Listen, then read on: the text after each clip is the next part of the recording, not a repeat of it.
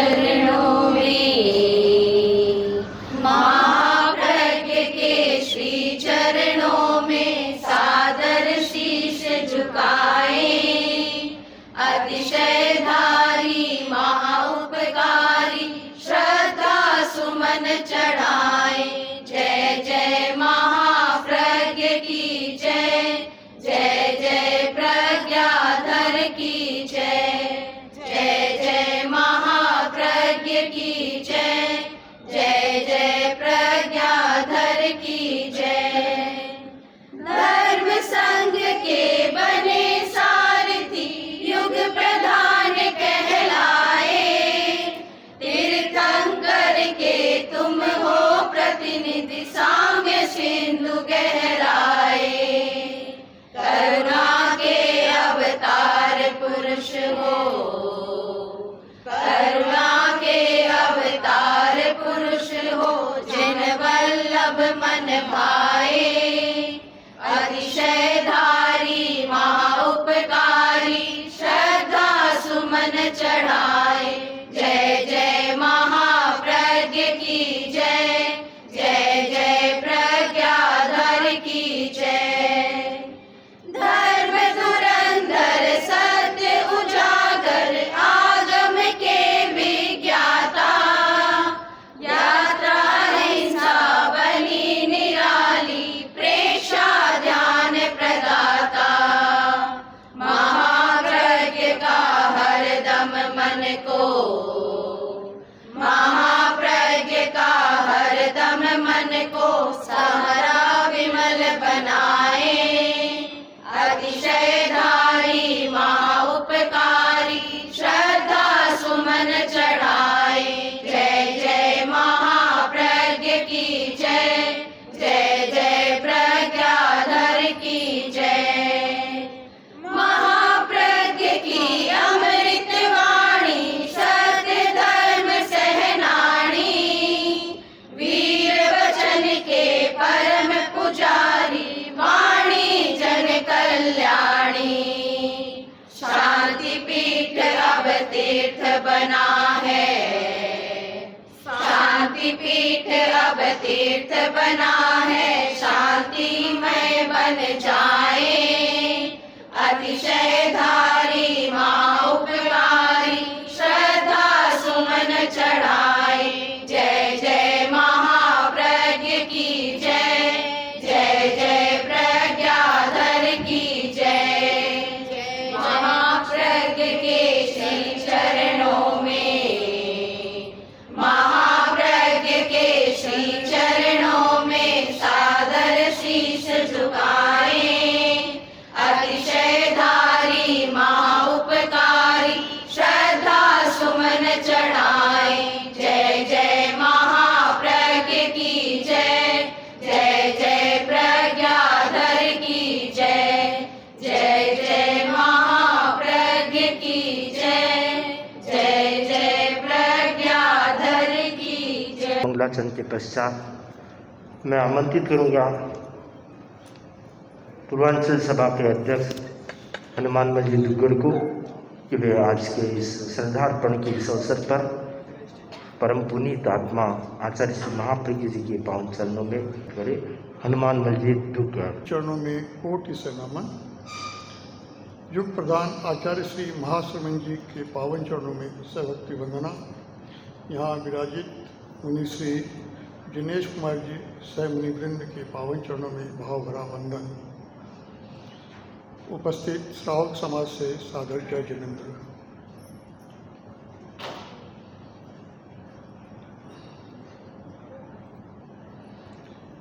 मुनि श्री जिनेश कुमार जी ने महती कृपा कर आचार्य महाप्रज्ञ जी के 15वें महाप्रवायन दिवस पर श्रद्धार्पण समारोह का आयोजना पूर्वांचल सभा को प्रदान कराई है। इसके लिए मुनिश्री इसके लिए पूर्वांचल सभा परिवार एवं पूर्वांचल श्रावक समाज मुनिश्री के प्रति बहुत बहुत आभार व्यक्त करता है। मुनिश्री के प्रति अनंत अनंत कृतज्ञता। आचार्य महाप्रज्ञ के व्यक्तित्व के अनेक रूप हैं। काल के भाल पर कुमकुम उकेरने वाले सिद्ध पुरुष का नाम है आचार्य महाप्रज्ञ। आचार्य महाप्रज्ञ को महायोगी, ध्यानी, मौनी, मनीषी, विनम्र, समर्पित, साहित्य के दृष्टा, अनुशास्ता, गुरु, आचार्य आदि अनेक रूपों में उनके व्यक्तित्व को देखा जा सकता है। आचार्य महाप्रज्ञ जी व्यक्ति एक है, रूप अनेक है। कभी वे आचार्य भिक्षु के विचारों की युगीन भाषा में प्रस्तुति देते नजर आते, तो कभी आचार्य तुलसी के भाष्यकार बनकर मुखर होते, तो कभी दार्शनिक रूप में सामने आते, तो कभी साहित्यकार के रूप में। आचार्य महाप्रज्ञ ऐसे प्रवचनकार जिनके मंगल प्रवचन में समस्याओं का समाधान स्वतः मिल जाता है।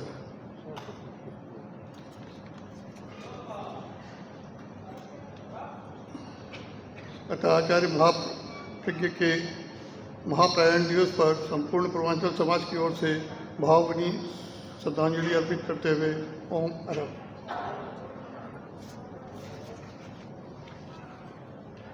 भावनाएं अभिव्यक्त की। इसी क्रम में अमन सेठिया और उसके बाद तैयार है पूर्वांचल महिला मंडल की अध्यक्षा प्रेमबाई सुराना।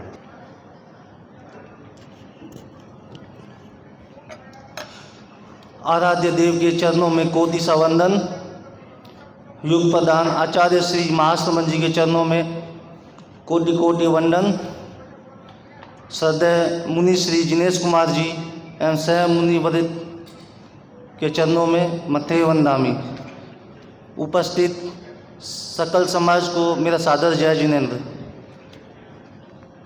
आज तेरापन धर्म संघ के 10वें आचार्य श्री महाप्रज्ञ जी का 15वां महाप्रयाण समारोह पूर्वांचल के क्षेत्र में मुनिश्री के सानिध्य में आयोजन किया गया है। मैं मुनिश्री के प्रति बहुत कृतज्ञता ज्ञापित करता हूँ कि ये अवसर हमारे पूर्वांचल क्षेत्र में आपने दिया, इसके लिए बहुत बहुत साधुवाद मुनिश्री आपको। और आचार्य श्री महाप्रज्ञ जी के 15वें महाप्रयाण दिवस पर तेरापंथ युवक परिषद पूर्वांचल एवं पूर्ण सकल समाज की तरफ से भावांजलि अर्पित करते हैं। तेरापंथ धर्म संघ के 10वें आचार्य श्री महाप्रज्ञ जी ने केवल वो आचार्य श्री महाप्रज्ञ तेरापंथ धर्म संघ के 10वें आचार्य श्री महाप्रज्ञ जी एक महापुरुष, सिद्ध योगी, आध्यात्मिक गुरु, अनूठे लेखक, श्रेष्ठ वक्ता और गजब के कवि थे। उनकी बहुत सी पुस्तकें और लेख उनके विद्वतापूर्ण व्यक्तित्व और कर्तव्य को दर्शाते हैं।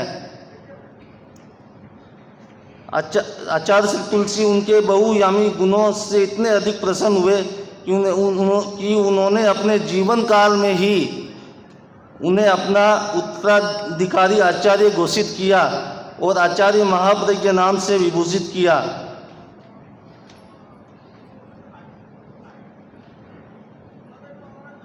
आचार्य महाप्रज्ञ जी ने 1970 के दशक में प्रेक्षा ध्यान की वैज्ञानिक थ्योरी का आविष्कार किया और शिक्षा प्रणाली में जीवन विज्ञान की थ्योरी विकसित कर छात्रों के संतुलित विकास और उनके चरित्र निर्माण के लिए ऐतिहासिक कार्य किया। उनका यह प्रयास मील का पत्थर साबित हो रहा है। आज जीवन विज्ञान की शिक्षा के क्षेत्र में भावनात्मक विकास की दृष्टि से बहुत महत्वपूर्ण माना जाता है, जो आचार्य श्री महाप्रज्ञ जी की शिक्षा की जगत को बहुत बड़ी देन है। ऐसे महापुरुष जिन्होंने 100 वर्ष पहले इतनी दूरदर्शिता थी कि 100 वर्ष बाद हम लोग के जीवन में क्या होने वाला, आने वाले 100 वर्ष में वो हम लोग के समक्ष हम लोग ने इसको लाइव में होते देखा है। क्योंकि पहला विश्व युद्ध हो चुका था, दूसरा विश्व युद्ध हो चुका था, सबका यही था कि तीसरा विश्व युद्ध होगा, वही जो लास्ट जो 2 विश्व युद्ध हुआ वैसा ही होगा। लेकिन आचार्य श्री महाप्रज्ञ जी ने एक संवाद में कहा था कि अब जो विश्व युद्ध होगा वो पहले जैसा नहीं होगा, अब वो रासायनिक बोल दो, बायोलॉजिकल वार्स बोल दो, उस तरह का होगा। तो ये दूरदर्शिता दिखाती है कि कितना हाई विजन, कितना फ्यूचरिस्टिक विजन था हमारे आचार्यों के अंदर में। तो ये हमारे तेरहपंथ धर्म संघ के लिए बहुत ही, हम लोग बहुत ही सौभाग्यशाली है कि हमें ऐसे आचार्यों का सानिध्य मिला और हम लोग समक्ष उनके उनके आचार्य के सानिध्य में हम लोग ने बहुत कुछ देखा, सीखा।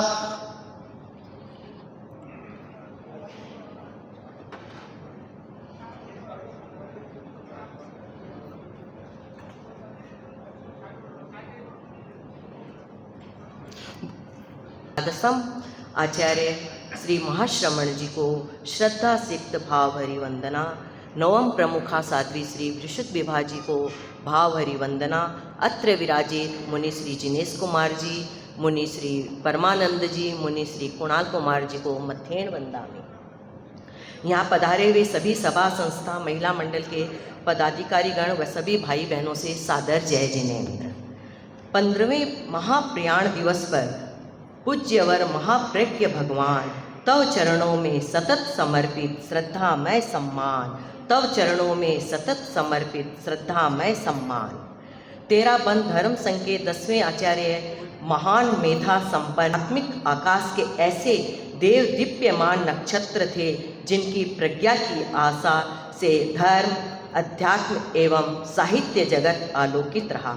आध्यात्मिक वैज्ञानिक व्यक्तित्व के निर्माण और अहिंसा एवं प्रेक्षा ध्यान जीवन विज्ञान का नया चिंतन देकर उन्होंने संपूर्ण देश और विदेशों में भी तेरहपंथ के महान सिद्धांत और जीवन मूल्यों का नया स्वरूप उद्घाटित किया।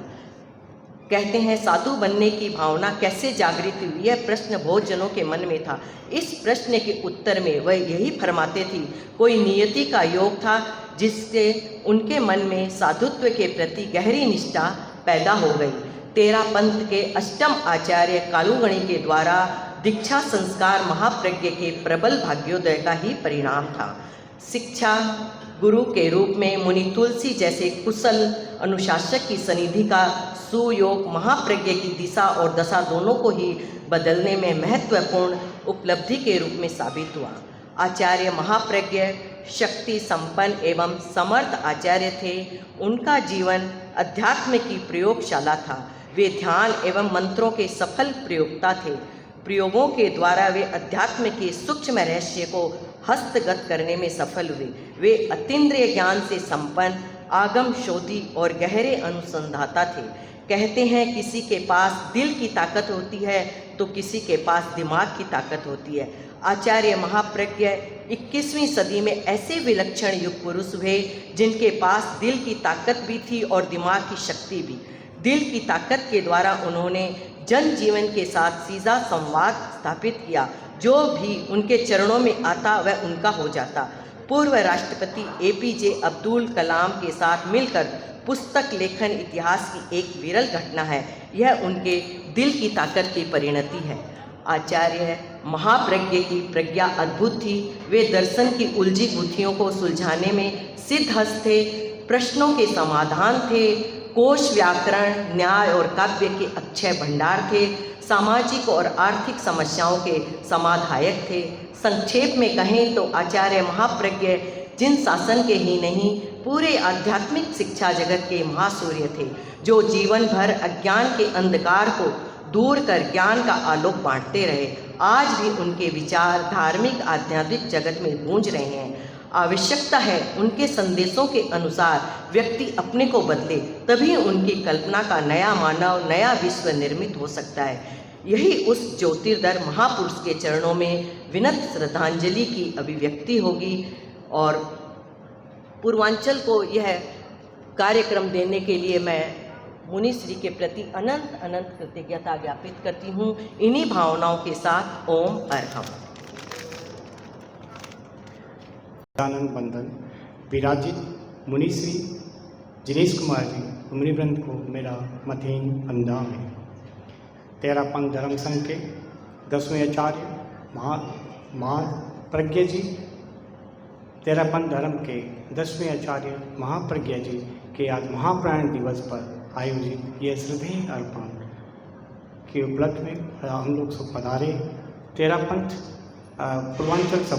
पूर्वांचल सभा के ट्रस्टीज, पदाधिकारीगण, कार्यकर्ता, पूर्वांचल महिला मंडल, पूर्वांचल युवक परिषद व तेरापंथ प्रोफेसर की तरफ से व पूर्वांचल श्रावक समाज व पदाधिकारीगण, गणमान्य व्यक्ति व सभी पधारे सभी तेरापंथ प्रोफेशनल फर्म की तरफ से मेरा सादर जय जिनेंद्र।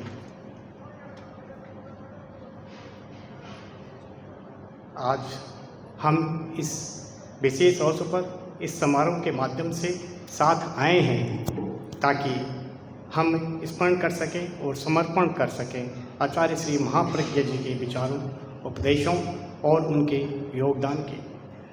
करुणा के महासागर, ज्योतिपुंज आचार्य श्री महाप्रज्ञा जी प्रज्ञा संपन्न विलक्षण व्यक्ति के धनी और चमत्कारिक पुरुष थे। वे जैन आचार्यों की परंपरा में युग प्रधान आचार्य थे।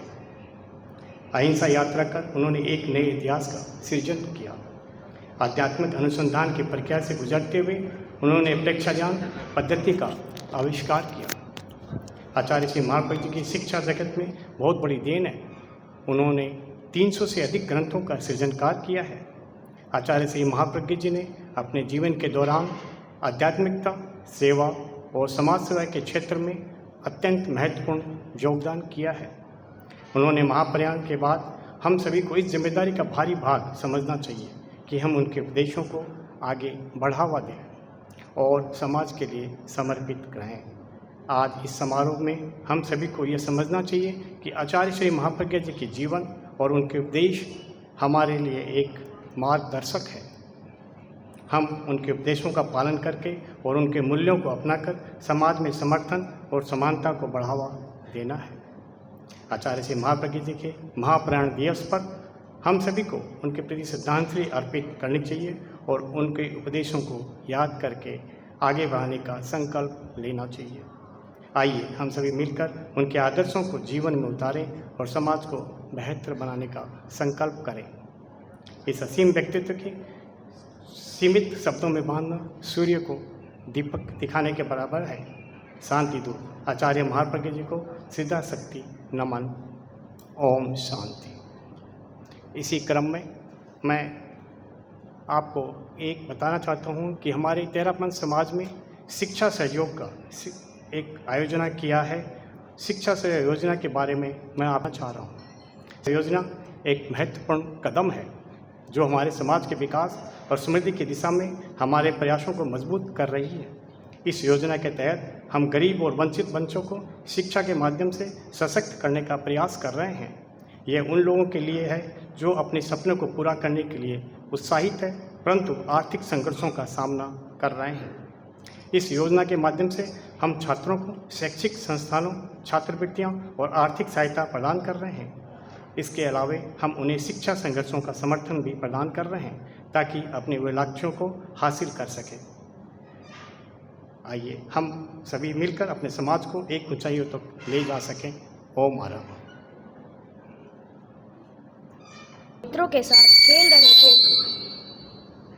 तभी एक तेलिया का आगमन हुआ।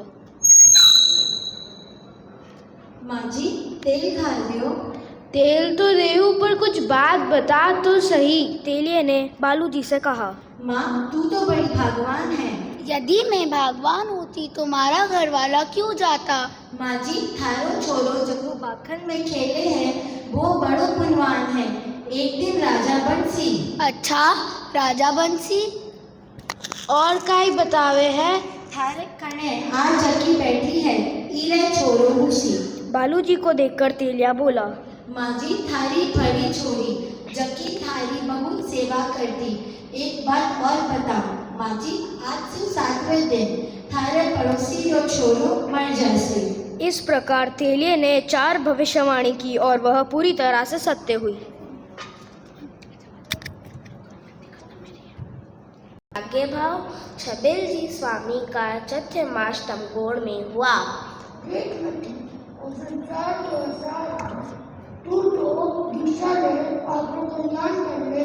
चाहूँ तो मैं ओ ही हूँ, मारे मन री भावना भी है, पर दीक्षा लेने वास्ते काई काई करना पड़सी, वो तो मैंने ठारी कोनी। तू कुंजन स्वामी की सेवा करो और थोड़ा तत्व ज्ञान को सीखने कर ले।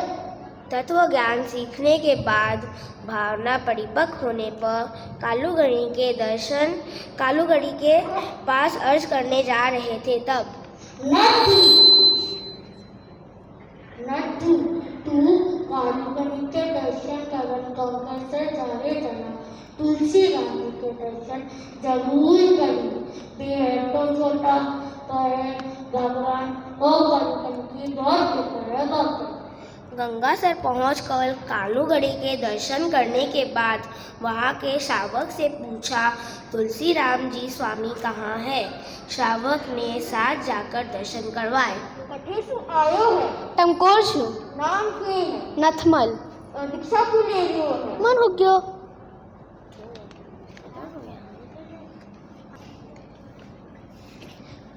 बालक नथमल के वैराग्य की परीक्षा उनके बाबोसा श्री बालचंद जी के द्वारा। तू तो कांच और कागशियो सागे राख है, पछे साधु बड़ा बा तू किया बू देखसी और किया बाल बढ़ासी। पात्री में पानी डाल के मुंडो देख लेशु और बाल दो रेवे पड़ो। साधु डे तो भाडो चालो पड़े, थाउ किया चालीज सी। मैं तो हमारी चाको साल सकूं। बालों को लोच किया करवासी, बोकलो दर्द हुए बेजा ही दो रुकाब है। मैं तो हमारी करके दिखा सकूं। थारे साध पर लेरा के बाद तोला राम रो तो वंश ही खत्म हो जासी। बाबूजी गोपी चंडीरो वंश किया जासी ते माल चंडीरे कथे शुयासी। के द्वारा दीक्षा की स्वीकृति के लिए भादासर में गुरु दर्शन किए और दीक्षा के लिए प्रार्थना की। गुरुदेव अब से कृपा करो और मने दीक्षा दिलाओ। दीक्षा कौन लेसी? मैं और मारी माँ। पहले तू दीक्षा ले ले थारी माँ वास्ते, पछे सोचा ना सागई दीक्षा ले छू, माँ ने छोड़कर दीक्षा को नहीं ले। गुरुदेव ने 2 बार कहा कि तुम दीक्षा ले लो, पर नथमल अपनी बात पर दृढ़ रहा। तो सागे ही 7 कणों लेनो है? हाँ। चलो ठीक है।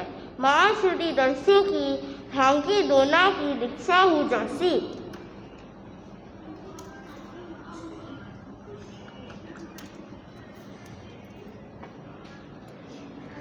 श्रद्धा से सकल जहान, ये बालक योगी होगा, योगी का वच सच ही निकला। ये बालक योगी होगा, योगी का वच सच ही निकला। माँ बालू के स नथु ने दीक्षा ली खुद को बदला। लेस्या ध्यान श्वास प्रेक्षा से किया आत्मसंधान। लेस्या ध्यान श्वास प्रेक्षा से किया आत्मसंधान। कालू तुलसी के साया में जीवन का हर पल उजला। कालू तुलसी के साया में जीवन का हर पल उजला। उक्त बीज सिंजन पाकर बड़ वृक्ष रूप में था उबरा। सबका हित चिंतन करना है, दिया इसी पर ध्यान। पुण्य पुरुष आगमधर श्रुतधर महाप्रज्ञ प्रज्ञा आकर। पुण्य पुरुष आगमधर श्रुतधर महाप्रज्ञ प्रज्ञा आकर। जिन वाणी के व्याख्यायक भिक्षु के वास्यकार बनकर तेरा पंथ को शिखर चढ़ाया। तेरा पंथ को शिखर चढ़ाया। सफल हुआ अभियान, सफल हुआ अभियान। ओम अरम। परम आराध्य के चरणों में कोटि नमन। महाप्रज्ञ अवतार अनूठा कहता है हरिद्वार। उनको है करते हम वंदन बारंबार, श्रद्धा स्वीकारो गुरुवर वंदन बारंबार। तेरापन धर्म संघ के 10वें अधिशास्ता आचार्य श्री महाप्रज्ञ जी के चरणों में कोटिशः नमन। परम पूजनीय युग प्रधान आचार्य श्री महासमंद जी के चरणों में कोटिशः नमन। यहाँ विराजित मुनि श्री जिनेश कुमार जी एवं सहवर्ती मुनिवृंद के चरणों में भावभरा वंदन। उपस्थित समस्त श्रावक श्राविका समाज सभी से सादर जय जिनेन्द्र। आचार्य श्री महाप्रज्ञ एक महान योगी, एक महान दार्शनिक, महान प्रवचनकार, महान साहित्यकार, महान और न जाने क्या क्या असीम गुणों का समावेश एक व्यक्तित्व के अंदर। ऐसे व्यक्तित्व का नाम था आचार्य श्री महाप्रज्ञ। जब आचार्य श्री महाप्रज्ञ युवावस्था में थे और गुरु तुलसी ने निकाय सचिव की जिस समय स्थापना की थी पद की, तो उस समय गुरु तुलसी ने जो निकाय सचिव की अर्हताएं बताई वे इस प्रकार थी। जो गुरु के प्रति, जो आचार्य के प्रति परम प्रीति रखने वाला हो, जो आचार्य का विश्वास पात्र हो, जो विनम्र हो, जो धृतिमान हो, जो संघ और संघपति के प्रति अटूट श्रद्धा रखने वाला हो, ऐसी अर्हताएं रखने वाला ही निकाय सचिव बन सकता है। ऐसी अर्हताओं के धनी आचार्य श्री महाप्रज्ञ जी के आज 15वें महाप्रयाण दिवस पर मैं कोलकाता श्रावक श्राविका समाज की तरफ से श्रद्धार्पण अर्पित करता हूँ एक अपने काव्य पाठ के द्वारा। अवतार लिया जिसने धरती पर करने जन जन का कल्याण, गुरु तुलसी के पटधर कहलाते, हे महाप्रज्ञ तुम्हें सत सत प्रणाम। पूज्य कालोगणी से दीक्षा लेकर लक्ष्य की तरफ जो हुए गतिमान, पाई स्नेह और करुणा पूज्य प्रवर से, हे महाप्रज्ञ तुम्हें सत सत प्रणाम। तुलसी विश्वविद्यालय में पठन कर, तुलसी विश्वविद्यालय में पठन कर नत्थु से बन गए जो महाप्रज्ञ महान, युगीन विवेकानंद ज्योते कहलाए, हे महाप्रज्ञ तुम्हें सत सत प्रणाम। श्रद्धा भक्ति विनय और विद्वता से पूरे किए गुरु तुलसी के अरमान, पग पग पर मिला गुरु तुलसी का सहारा, हे महाप्रज्ञ तुम्हें सत सत प्रणाम।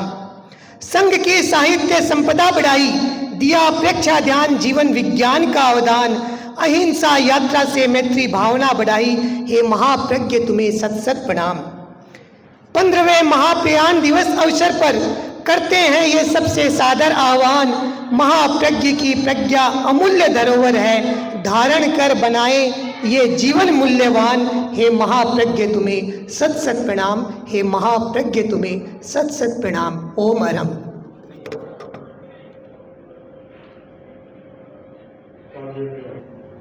दसवां अधिशास्ता परम पूज्य आचार्य श्री महाप्रज्ञ जी का महाप्रयाण दिवस संपूर्ण श्रावक श्राविका समाज, पूर्वांचल सभा और पूर्वांचल क्षेत्र के सभी श्रावक श्राविकाओं और संपूर्ण श्रावक श्राविका समाज की तरफ से श्रद्धा सहित नमन। मुनि श्री जिनेश कुमार जी ने महत की कृपा कर पूर्वांचल क्षेत्र को यह अमूल्य अवसर बख्शाया, इसके लिए आपके प्रति बहुत बहुत कृतज्ञता। श्रद्धास्पद महाप्रज्ञ, इनके कितने आयाम थे, इन्होंने किस किस विधा में कहाँ से कहाँ तक अपने को पहुँचाया और समस्त 13 धर्म संघों एवं जैन धर्म का प्रतीक पुरुष के रूप में आपका स्थापन हुआ। उत्तराखंड धर्म संघ की नई नई ऊंचाइयाँ प्रदान कराने में आपका महत्वपूर्ण योगदान था। आध्यात्मिक जगत में और दार्शनिक धरा पर उनके बराबर का देवपुरुष सामान्यतया नहीं दर्शनीय होता। मैं उनके प्रति भावभरी श्रद्धांजलि अर्पित करता हूँ। ओम नमः।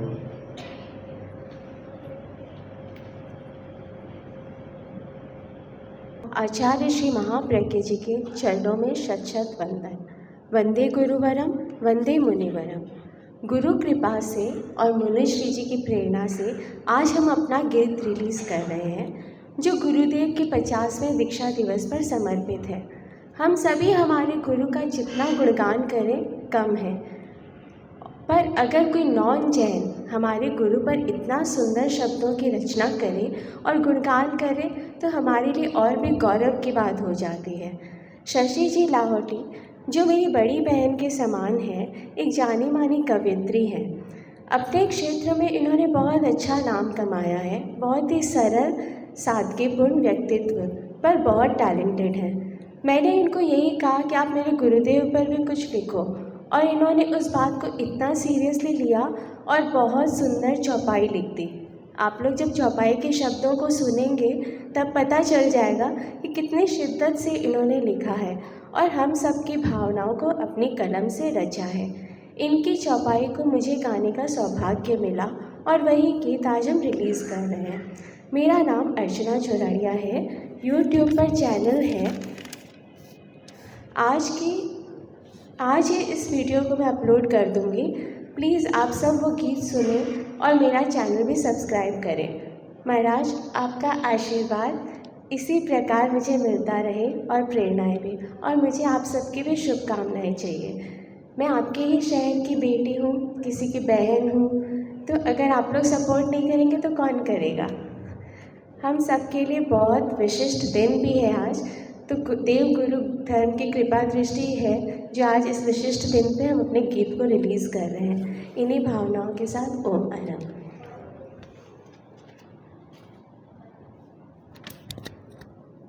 बहुत बहुत आभार। गुरुदेव के चरणों में सादर वंदन करती हूँ और सभागार में उपस्थित सभी गुणीजनों को सादर वंदन करती हूँ। मेरा ये मानना है कि कभी कभी कुछ ऐसे अचानक ही अनायासी हो जाता है, किया नहीं जाता है। वैसे एक दिन अर्चना ने मुझे कहा, जो छोटी बहन के समान है, कि मेरे गुरुदेव के लिए कुछ लिखो ना। और मैंने गुरुदेव को पढ़ा। 2 दिन पूरे भावों में बहती गई और पढ़ती गई और फिर कुछ चौपाइयाँ मुझसे लिखी गई और जिसे मीठा सा स्वर दिया अर्चना ने, तो मैं बहुत आभारी हूँ कि मेरी पंक्तियों को उन्होंने सजाया है। और मैं अर्चना के लिए 2 शब्द कहना चाहूँगी कि आशा का मन में दीप जलाकर, आशा का मन में दीप जलाकर, संग हौसलों के पंख लगाकर, जो भर लेती आसमान में उड़ान है, कर लेती मुट्ठी में सारा जहान है, ये कर लेती मुट्ठी में सारा जहान है।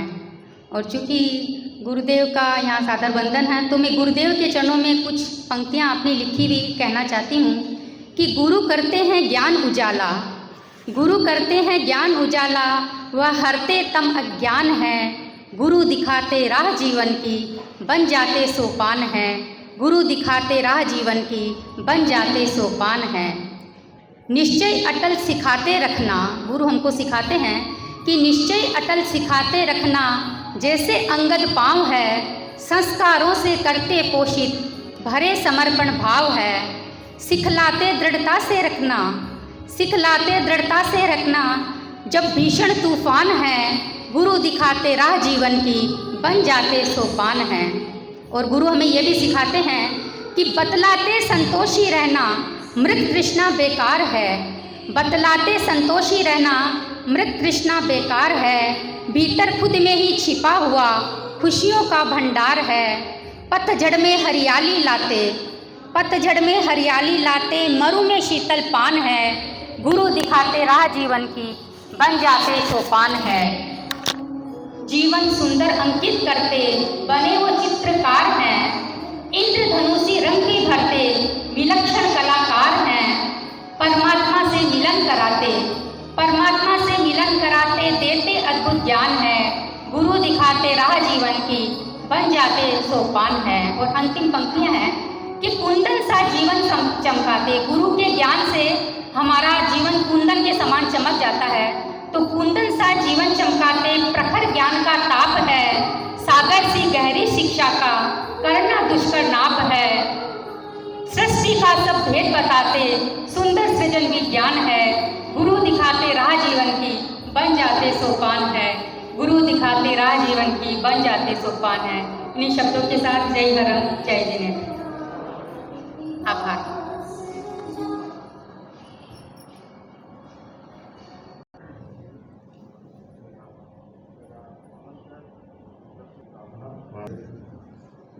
आराध्य के श्री चरणों में वंदन। प्रेक्षक प्रणेता युग प्रधान आचार्य श्री महाप्रज्ञा जी के चरणों में भावरी वंदना। ज्योतिपुंज युग प्रधान आचार्य श्री महाश्रम जी में वंदना। यहाँ विराजित मुनि श्री जी एवं समर्थी मुनि बंधु को चरण में वंदना। उपस्थित स्थानीय और केंद्रीय सभाओं के पदाधिकारीगण, संपूर्ण श्रावक समाज सादर जिनेन्द्र। आज हम लोग आचार्य श्री महाश्रमण जी महाप्रज्ञा जी का 15वां महादिवान दिवस श्रद्धा समर्पण समारोह आज हम लोग यहाँ पे मना रहे हैं। आज से लगभग 100 वर्ष पूर्व राजस्थान के धोरो के गांव टमकोर में आपका जन्म हुआ। खुले आकाश के नीचे आज वहाँ से आप उस समय आप मुनि नथवल के रूप में जाने जाते थे। वहाँ से अपनी अपनी यात्रा प्राप्त करके आप हमारे 10वें गुरुदेव बने। आपके बारे में सभी ने सब कुछ बताया है। उन्होंने काफ़ी अवदान दिए। उसमें परीक्षा जो आज है, जो जन जन के ऊपर में परीक्षा उन्होंने दी है। मैं तो बोलूँ भारत में नहीं, विदेशों से भी गुरुदेव के सानिध्य में विदेशों से भी परीक्षा के लिए परीक्षा ध्यान के लिए शिविर लगते हैं और उसमें सैकड़ों उसमें शिवरात्रि बाहर से आते हैं। दूसरा, वो जाने जाते थे शांति दूत के नाम से। जब भी हमारे पूर्व राष्ट्रपति आचार्य राष्ट्रपति अब्दुल कलाम जी को कभी भी उनको दरकार पड़ती या उनका मन विचलित हो जाता, वो दर्शन करने के लिए महाप्रज्ञा जी के पास आते थे। तो ऐसे हमारे गुरु थे, उनके प्रति हम लोग आज भावांजलि अर्पित करते हैं। सच्ची से भावांजलि जब होती है जब उनके आज के दिन हम कोई ना कोई संकल्प लें, चाहे 5 मिनट का अपना उनके स्वाध्याय करें या कोई समय कुछ भी चीज़ आज हम लोग आज संकल्प करेंगे तो आज का दिन हमारे लिए सार्थक हो जाएगा। मैं मेरी तरफ से, महासभा परिवार की तरफ से, संपूर्ण सर्व समाज की तरफ से ये निवेदन करता हूँ कि आज का दिन उनके उम्र।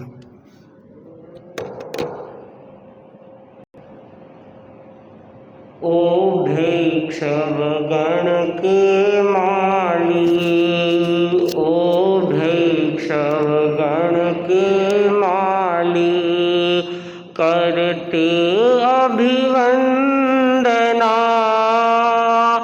निर्वाणोत्सव बेला में स्वीकारो वंदना, स्वीकारो ओ भिक्षव गण के माली, ओ भिक्षव गण के माली, करते अभिवंदना, निर्वाणोत्सव बेला में स्वीकारो वंदना, स्वीकारो वंदना। जिन शासन की ज्योति अजना जिन संकाशा, अजना जिन संकाशा, समता के सागर हो तुम, समता के सागर हो तुम। अनुपम है साधना,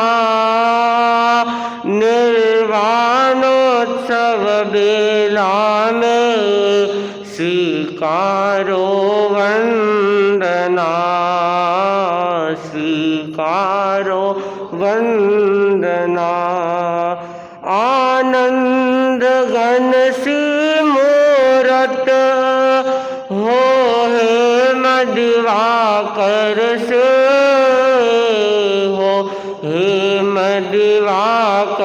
से। हे परम पुरुष हम तेरी, हे परम पुरुष हम तेरी करते आराधना। निर्वाणोत्सव बेला में स्वीकारो वंदना, स्वीकारो वंदना। हो धर्म धुरंधर गुरुवर लगते हो वीर से, लगते हो वीर से। आलोक पुंज है युग के, आलोक पुंज है युग के। करते प्रभु की स्तवना, निर्वाणोत्सव बेला में स्वीकारो वंदना, स्वीकारो वंदना। गुरुवर महिमा तेरी तीनों ही लोक में, तीनों ही लोक में। बेजोड़ अहिंसा यात्रा, बेजोड़ अहिंसा यात्रा। हुई संघ प्रभावना, निर्वाणोत्सव बेला में स्वीकारो वंदना, स्वीकारो वंदना। ओ भैक्षव गण के माली, ओ भैक्षव गण के माली। करते अभिवंदना, निर्वाणोत्सव बेला में स्वीकारो वंदना, स्वीकारो वंदना।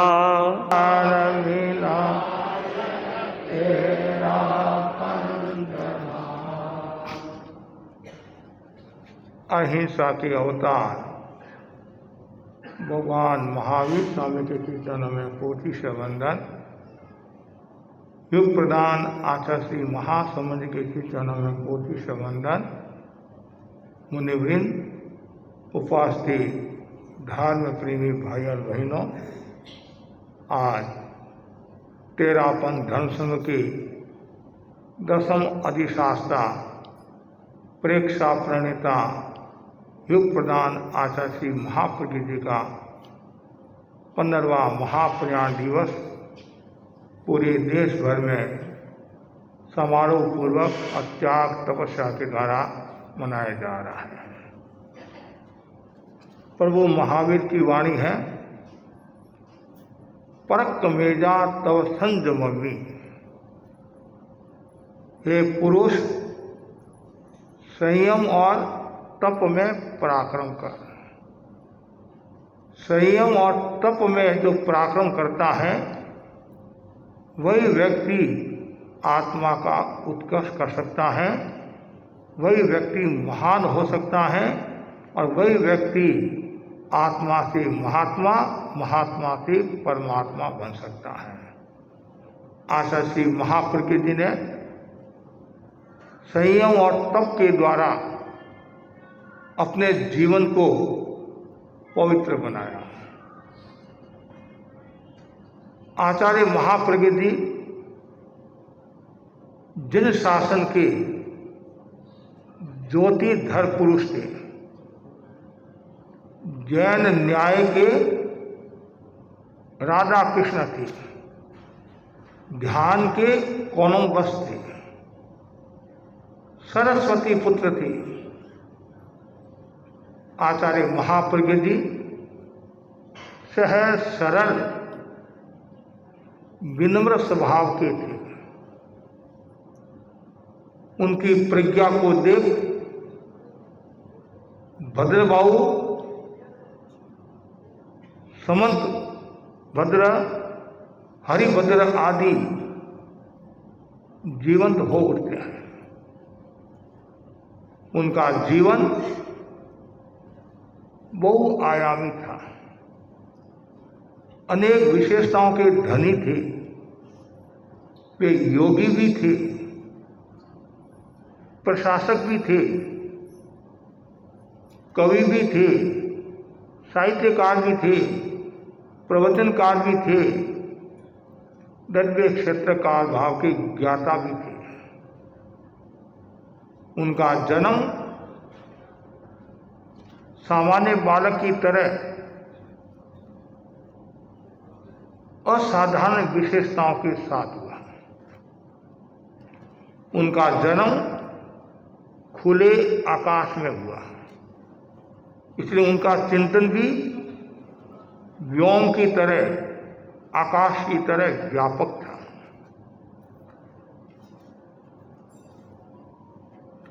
कारुगणी के कर कमलों से दीक्षित हुए और मुनि तुलसी के निर्देशन में और आचार्य तुलसी के निर्देशन में उन्होंने जैन आगमों का, अन्य दर्शनों का तल स्पर्शी अध्ययन किया। वे संस्कृत के, प्राकृत के, हिंदी के, राजस्थानी भाषा के प्रखर अधिकृत विद्वान थे। उन्होंने समसामयिक विषयों पर करीबन 300 से अधिक किताबें लिखी, जिनके साहित्य से अटल बिहारी वाजपेयी प्रभावित हुए, अब्दुल कलाम प्रभावित हुए, विमल मित्र प्रभावित हुआ। एक नहीं अनेक लोग उनके साहित्य से प्रभावित हुए। इतने बड़े ज्ञानी होने के बावजूद भी उनके जीवन में जो सरलता थी, विनम्रता थी, सहजता थी, निष्प्रियता थी, निर्भीकता थी, निडरता थी, निर्विमानता थी, विशेष थी। दीक्षित होने के बाद अनेक वर्षों तक मुनि तुलसी की सन्निधि में, उनके निर्देशन में अध्ययन किया। प्रारंभ से ही प्रतिभा संपन्न थे, नैसर्गिक प्रतिभा के धनी थे, लेकिन कभी कभी आवरण आ जाता है। आवरण के कारण व्यक्ति आगे नहीं बढ़ पाता है। तो आचार्य महाप्रज्ञ जी ने दीक्षा ली। दीक्षा के कुछ समय तक उनके जितना अध्ययन होना चाहिए उतना अध्ययन नहीं हो रहा था। मुनि तुलसी को भी चिंता थी और लोगों को भी चिंता थी, और मुनि बुद्धमल जी और मुनि नटमल जी सहपाठी भी थे। लेकिन एक दिन ऐसा आया, आवरण हटा, अज्ञान हटा और कहाँ के कहाँ पहुँच गए। जब गुरुदेव तुलसी ने उनको कहा, तुम मेरे जैसे बनोगे, आप यदि बनाओगे तो मैं बन जाऊंगा। कितनी सहजता, सरलता, ऐसी सहजता, सरलता यदि हमारे जीवन में आ जाए तो हमारा बेड़ा पार हो जाएगा। भाई जी महाराज चंपालाल जी स्वामी के शब्दों में कि ये मुनि नटमल जी 5वें आर्य में जन्मे हैं, यदि 4थे आर्य में जन्मते तो इनको केवल ज्ञान हो जाता है। इनकी प्रतिभा से, इनके व्यक्तित्व से, कर्तृत्व से गुरुदेव तुलसी नहीं, जैन साधु साध्वी नहीं, अन्य संप्रदाय के सन्यासी, विद्वान, बड़े बड़े राजनेता भी इनकी प्रज्ञा से प्रभावित थे। रामधारी दिनकर के शब्दों में, हमने विवेकानंद को नहीं देखा, लेकिन आचार्य महाप्रज्ञ जी को विवेकानंद के रूप में देख रहे हैं। आचार्य विद्यानंद जी, उपाध्याय अमर मुनि, इनके साहित्य से, इनकी साधना से बहुत प्रभावित थे और उन्होंने जो आगम का कार्य किया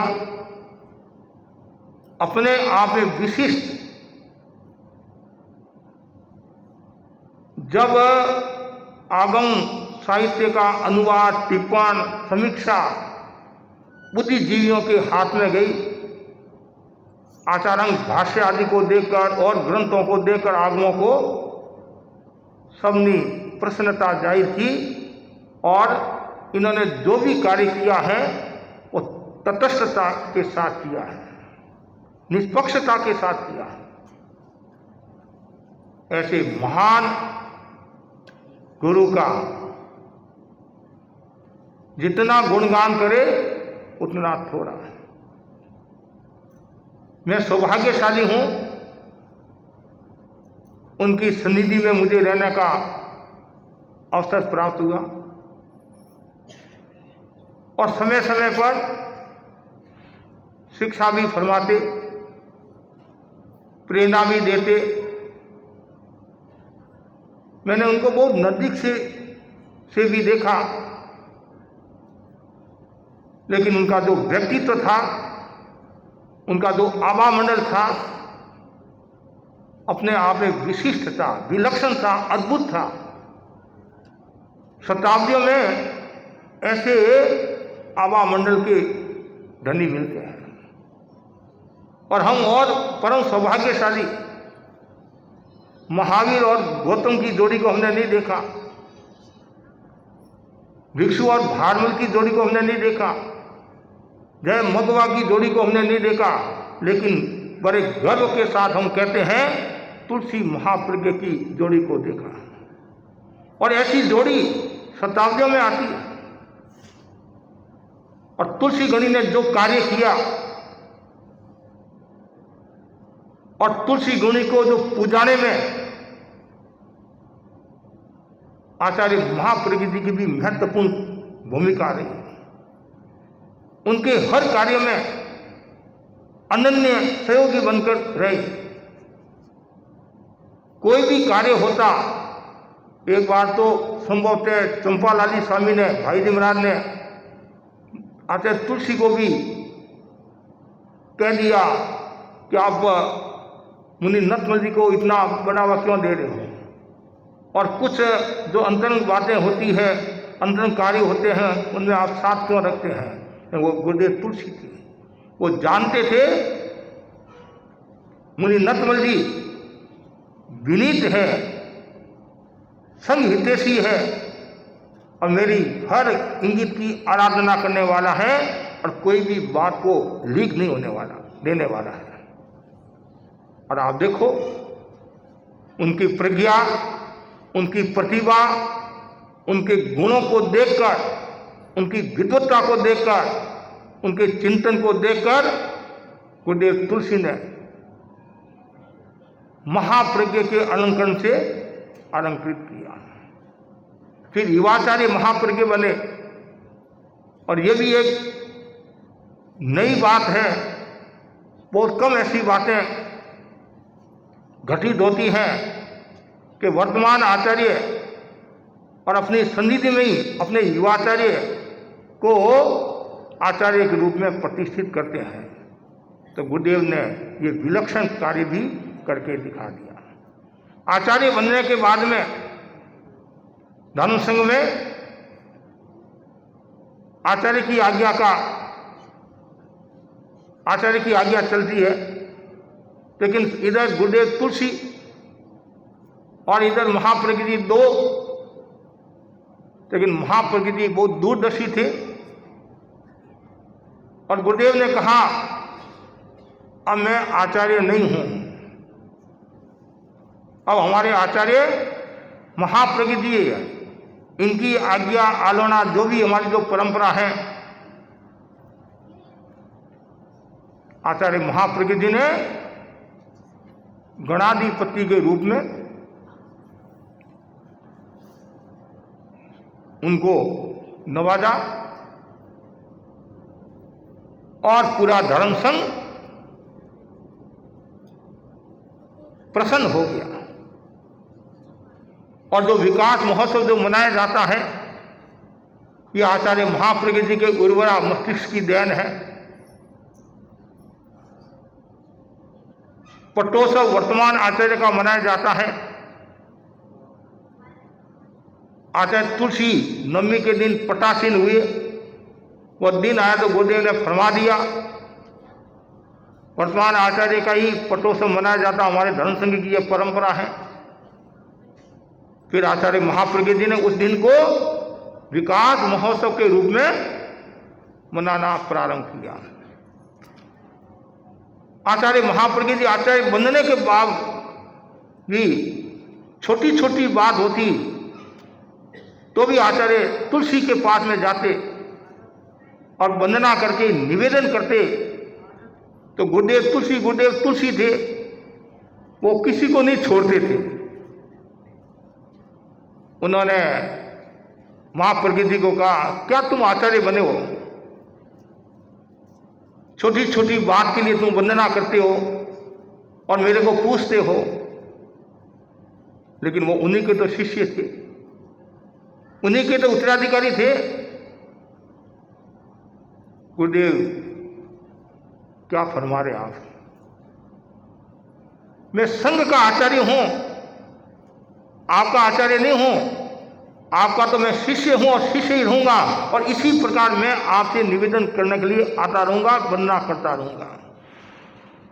पूरा संघ देखता रह गया, कितनी उनकी महानता, विशालता, गंभीरता। आचार्य बनने के बावजूद भी कितनी विनम्रता। छोटी छोटी बातों में आचार्य तुलसी से वो सलाह करते थे, बातचीत करते थे, पूछते। ये उनकी विनम्रता थी। आचार्य श्री महाप्रज्ञ जी की भाषा क्लिष्ट थी, हर कोई व्यक्ति समझ नहीं पाता, और उनका साहित्य भी बहुत क्लिष्ट था। जब गुरुदेव तुलसी की सन्निधि में राजनगर में एक कोई कार्यक्रम था जिसमें मुनि नतमल जी महाप्रज्ञ जी बोलने के लिए खड़े हुए, प्रवचन पूरा हुआ, कार्यक्रम पूरा हुआ। एक भाई आया, गुरुदेव तुलसी से निवेदन किया। गुरुदेव तुलसी से वो बोल रहा है, कह रहा है, गुरुदेव आज मुनि नतमल जी ने बहुत जोरदार भाषण दिया, तुम्हारे कुछ समझ में आया?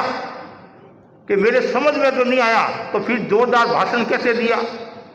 कि जब वो भाषण दे रहे थे, बोल रहे थे और सिर हिला रहे थे, तो मैंने सोचा आज महाप्रज्ञ जी ने जोरदार भाषण दिया, मुनि नतमल जी ने जोरदार भाषण दिया। उनकी भाषा हर कोई समझ नहीं पाता।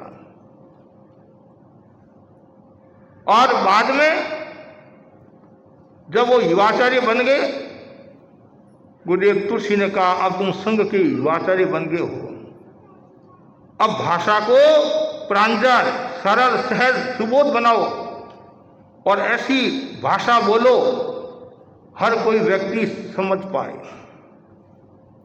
अज्ञ हो, विज्ञ हो, अनपढ़ हो, पढ़ा लिखा हो, हर कोई व्यक्ति समझ पाए। तो फिर आपने देखा होगा कितनी सहज सरल भाषा में फरमाते थे। आधा घंटा करीबन उनका प्रवचन होता, वक्तव्य होता, जिसमें चुटकुला भी, कहानी भी, विचार भी, दर्शन भी, तत्व भी, आगम, सारी बात बता देते। ऐसे ऐसे चुटकुला सुनाते। कभी कभी तो हंसी भी आ जाती कि आचार्य के मुंह से ऐसे चुटकुला भी फबकाए क्या, लेकिन उनमें वो कला थी। मुन्नी मोहनलाल आमिर के शब्दों में कहूं कि आचार्य महाप्रज्ञ जी की विशेषता थी, एक कहानी को 50 संदर्भों में घटा देते थे, एक कहानी को। तो चुटकुला की जो मैं बात कर रहा था, आचार्य महाप्रज्ञ जी ने चुटकुला सुनाया टीचर ने एक लड़कों को पूछा कि पाजामा एक वचन होता है बहुवचन, पैंट हाफ पैंट पाजामा एक वचन होता है बहुवचन होता है? एक लड़का ने हाथ खड़े किए, सर मैं बताना चाहता, बताओ। वो बोला ऊपर से एक वचन होता है, नीचे से बहुवचन होता है। आप तो ये सोचते होंगे ये तो विनोद है, मजाक है, और आचार्य के श्रीमुख से ऐसे चुटकुला शोभता नहीं है, लेकिन आचार्य महाप्रज्ञ की प्रज्ञा देखो आप। उन्होंने चुटकुले को कैसे घटाया। तेरापन एक वचन है, मर्यादा अनुशासन व्यवस्था बहुवचन है। अब आप देख लो उनकी प्रज्ञा प्रतिभा। और आचार्य तुलसी की सन्निधि में उन्होंने धर्म संघ को, मानव जाति को अनेक उपक्रम दिए, अनेक आयाम दिए, जिनमें एक आयाम है प्रेक्षा ध्यान।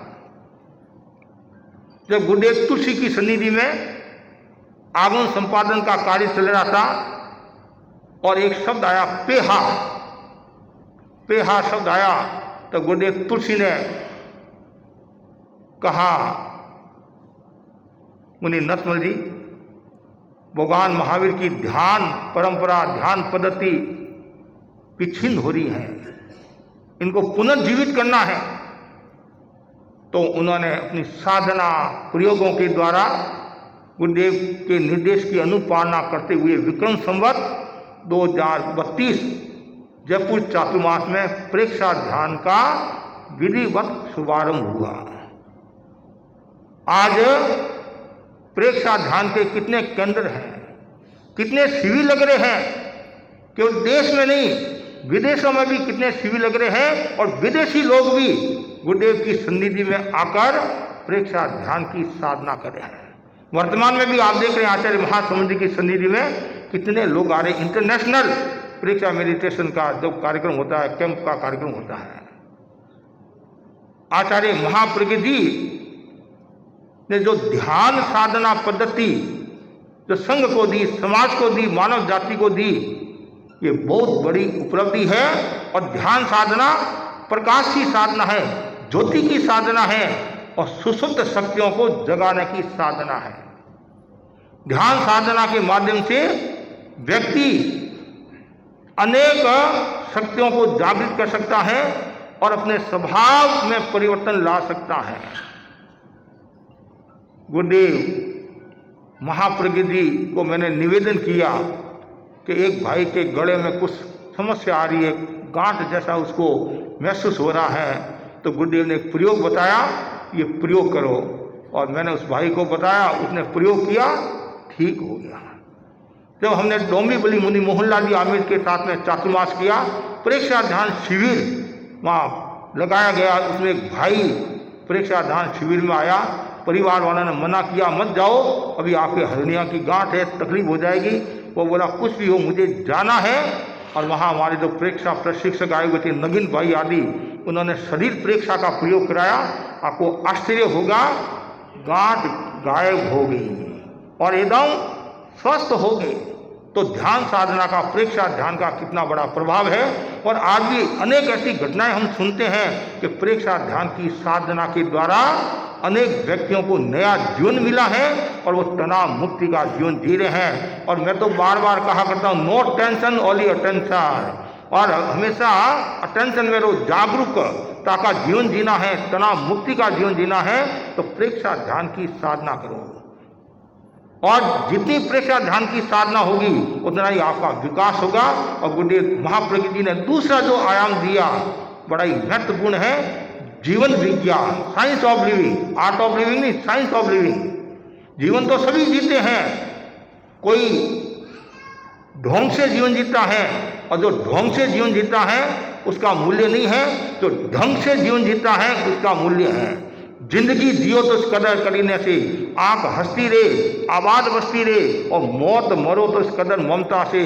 सांस ढलती रहे, रोशनी जलती रहे, सांस ढलती रहे, रोशनी जलती रहे। मुहूर्तम ज्वलितम श्रेयो नचे धुमायितम श्रेयो। मुहूर्त भर के लिए जीवन जियो, प्रकाश बनकर, आलोक बनकर, उद्योत बनकर, अंगारा की तरह जीवन जीना। और यदि लोहा की धोकनी की तरह जीवन जिया 100 वर्ष का व्यर्थ है, बेकार है, तो जीवन विज्ञान शिक्षा जगत को एक नया आयाम दिया, एक अमूल्य धरोहर दी शिक्षा जगत को। आप जानते हैं आज अनेक स्कूलों में जीवन विज्ञान के प्रयोग चालू है और उन प्रयोगों के द्वारा बच्चों में बहुत बदलाव आया है। झारखंड और दूसरा छत्तीसगढ़ का जो एरिया है, झाबुआ आदि का एरिया है, वहाँ बच्चों के ये शिविर लगाए गए और जब उन्होंने प्रयोग किए उनके जीवन में बदलाव आया। वो बच्चे बोले, सर अब हमारे माँ बाप का भी शिविर लगाओ ताकि उनके जीवन में भी बदलाव आए। तो ये जीवन विज्ञान के द्वारा व्यक्ति अपनी आत्मा का कायाकल्प कर सकता है, चेतना का रूपांतरण कर सकता है। और शिक्षा का मुख्य जो उद्देश्य है सर्वांगीण व्यक्तित्व विकास का निर्माण। और सर्वांगीण व्यक्तित्व विकास के 4 आयाम हैं, शारीरिक, बौद्धिक, मानसिक और भावनात्मक। जहाँ चारों ही आयाम हैं वहाँ शिक्षा सर्वांगीण कहलाती है। और आज जो शिक्षा है उसको हम गलत तो नहीं कह सकते हैं, लेकिन अपूर्ण है, अधूरी है। क्यों? आज स्कूलों में शारीरिक प्रशिक्षण बहुत दिया जा रहा है, बौद्धिक प्रशिक्षण भी बहुत दिया जा रहा है, लेकिन भावनात्मक और मानसिक प्रशिक्षण का जितना प्रशिक्षण होना चाहिए उतना नहीं हो रहा है, जिनके कारण बच्चों में उद्दंडता, अनुशासनहीनता, उच्छृंखलता बढ़ रही है और जो नहीं होने वाली घटनाएं घट रही है। यदि वो जीवन विज्ञान के प्रयोग करे तो उनके जीवन में बहुत बड़ा बदलाव आ सकता है। तीसरा जो गुरुदेव ने आयाम दिया वह है अहिंसा यात्रा। अहिंसा यात्रा के जरिए उन्होंने जो मानवता की जो सेवा की वो अपने आप में विशिष्ट है। और अहिंसा यात्रा कहाँ से शुरू हुई पता है आपको? कहाँ से शुरू हुई? सुजानगढ़ से, दिसंबर महीने सुजानगढ़ से शुरू हुई और वहाँ से लाडनू पधारे और वहाँ से आचार्य श्री महाप्रज्ञ जी का चातुर्मास अहमदाबाद घोषित था। जब वो बालोतरा जसोल एरिया में पधारे तो उस समय हिंदू और मुसलमानों के दंगे हुए और उस समय मारवाड़ के लोगों ने कहा वहाँ दंगे हो रहे हैं और वातावरण अनुकूल नहीं है, दूषित वातावरण है, तो आप ये चातुर्मास जसोल बालोतरा एरिया में करा दे। गुरुदेव महाप्रज्ञ जी ने क्या फरमाया, क्या बात करे हो? आप कह रहे हैं वहाँ दंगे प्रसाद हो रहे हैं, गुजरात जल रहा है, तो इस समय मेरी अहिंसा यात्रा काम नहीं आएगी तो फिर कब काम आएगी?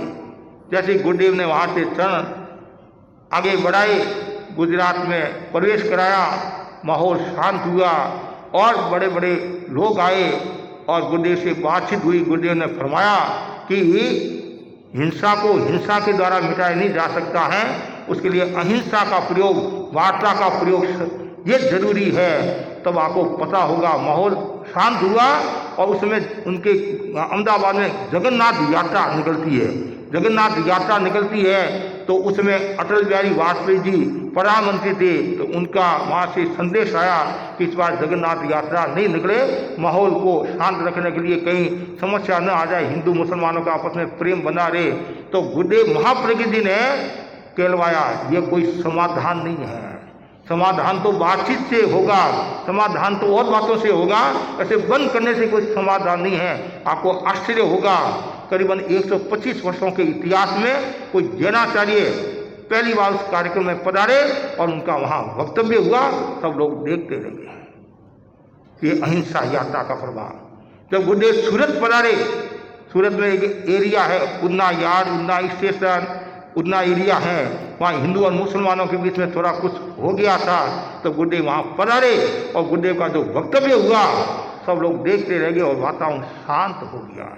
जब गुरुदेव बम्बई पधारे, जब बम्बई पधारे तो भिंडी बाजार एक बहुत बड़ा एरिया है, वहाँ मुस्लिम बाहुल्य एरिया है, तो लोगों ने कहा इस एरिया से आपको नहीं पधारना है, यहाँ कुछ भी हो सकता है। गुरुदेव उसी एरिया से पधारे, आपको आश्चर्य होगा करीबन 500 मुस्लिम भाई उनके स्वागत में तैयार थे। वहाँ कार्यक्रम हुआ और फिर बाद में उनको वो कुरान भी भेंट की और ऐसा माहौल बना जिनकी हम कल्पना नहीं कर सकते हैं। और जब बोहरा समाज के गुरु सैयदना साहब ने सुना कि आचार्य महाप्रज्ञ जी यहाँ आए हुए हैं, तो उन्होंने भी कहलवाया कि मैं वृद्ध हूँ, आ नहीं सकता हूँ, और तो आप पधारो। सेठी हाउस में गुरुदेव खुद पधारे, बातचीत हुई और वो सेना साहब इतने प्रभावित हुए, उन्होंने तत्काल घोषणा कर दी, अपने अनुयायियों से कहा कि जिस श्रद्धा के साथ में तुम मेरे को मानते हो, उसी श्रद्धा के साथ में आचार्य महाप्रज्ञ जी को मानना, और उनके जो अनुयायी है, उनके शिष्य हैं, उनको भी मान सम्मान देना। 140 देशों में ये फतवा जारी कर दिया। अब बोलो, उनका व्यक्तित्व और अहिंसा यात्रा का कितना बड़ा प्रभाव। ऐसी एक नहीं अनेक घटना है, और भी सामाजिक दृष्टि से भी यदि चिंतन करे, व्यवहारिक दृष्टि से भी चिंतन करे, तो उन्होंने बहुत कुछ समाज को दिया है। और आगम संपादन, ये तो बहुत बड़ी महत्वपूर्ण बात है, और ऐसा कार्य हर कोई कर नहीं सकता है। हम देवर्षि गणेश समाज समन की जो बात करते हैं, उसमें उनकी सन्निधि में जो वाचना हुई, वो पुनः ये याद दिलाती है कि किस प्रकार आचार्य तुलसी की सन्निधि में महाप्रज्ञ जी ने ये दुर्गो कार्य को सरल बना दिया। आचार्य महाप्रज्ञ जी को कितने अलंकरण मिले, कितने पुरस्कार मिले, पुरस्कार स्वयं पुरस्कृत हो गए, पुरस्कार स्वयं पुरस्कृत हो गए। चाहे महात्मा का ले लो, लोक महर्षि का ले लो, युग प्रदान का ले लो, इंदिरा गांधी राष्ट्रीय एकता पुरस्कार ले लो, न जाने कितने पुरस्कार। इतने पुरस्कार मिलने के बावजूद भी निष्प्रियता, अनासक्त चेतना का रूप उनके जीवन में था। उनका जीवन अपने आप को संदेश देने वाला है। वो व्यक्ति नहीं, विचार थे, संस्था नहीं, संस्थान थे। उनकी महानता अपने आप में विशिष्ट थी, शक्ति संपन्न थी। ऐसे गुरु के गुणगान करने से अपना जीवन पुलकित हो उठता है और अपना जीवन आलोकित हो उठता है। वो भाग्यशाली थे आचार्य महाप्रज्ञ जी। आप कहेंगे भाग्यशाली तो ऐसे हो गए, मुनि बन गए, भाग्यशाली हो गए, आचार्य बन गए, भाग्यशाली और क्या? नहीं, मैं जो जिस रूप में बता रहा हूँ वो उस रूप में भाग्यशाली थे कि इधर तो उनको आचार्य तुलसी आचार्य मिले, और इधर युवाचार्य महाश्रमण जैसे युवाचार्य मिले। तो गुरुदेव फरमाते थे कि मैं तो हमेशा निश्चिंत रहा, हाँ हमेशा निश्चिंत रहा। क्यों? प्रवचन का काम गुरुदेव तुलसी कर लेते थे, और काम गुरुदेव तुलसी कर लेते थे। मतलब आपकी भाषा में, हमारी विनोद की भाषा में, हांडा कुंडा का काम, मतलब कहना है प्रशासन का काम आदि है, और भी जो बातें हैं वो सारे काम गुरुदेव तुलसी कर लेते थे। और गुरुदेव तुलसी भी फरमाते थे कि इनको महाप्रज्ञ जी को इन बातों में नहीं, ये काम तो मैं संभालूंगा, तुम साहित्य का काम करो, आगमों का काम करो, विशिष्ट काम करो, और फिर मैं अपने आप को सौभाग्यशाली हूँ। मतलब महाप्रज्ञ जी फरमाते हैं कि मुझे ऐसे युवाचार्य मिले, महाश्रमण जी मिले, मैं निश्चिंत हूँ। तो ऊपर का जो भी कार्य है, मतलब थोड़ी देर प्रवचन गुरुदेव फरमाते, बाकी का जो कार्य है, घरों की सार संभाल है, जनता की सार संभाल है, सारा हमारे युवाचार्य कर लेते। तो मैं तो पहले भी निश्चिंत था और आज भी निश्चिंत था। और गुरुदेव महाप्रज्ञ जी तो 9 साढ़ा 9 बजते ही पढ़ा लेते। क्यों? उनको कोई टेंशन नहीं था, वो गुरुदेव सब संभाल लेते, इतने वो भाग्यशाली थे। लेकिन जब वो आचार्य बने, आचार्य बनने के बाद में उन्होंने स्वतंत्र विहार किया, अलग उन्होंने विहार किया था। और पहला मर्यादा महोत्सव कहाँ किया था? चारवास में किया था, चारवास में किया। और उसके बाद में फिर गुरुदेव ने आगे यात्रा बढ़ाई और कारू लोनकरण शरण एरिया में वो पधारे। मैं सौभाग्यशाली, मैं भी उनके साथ में था।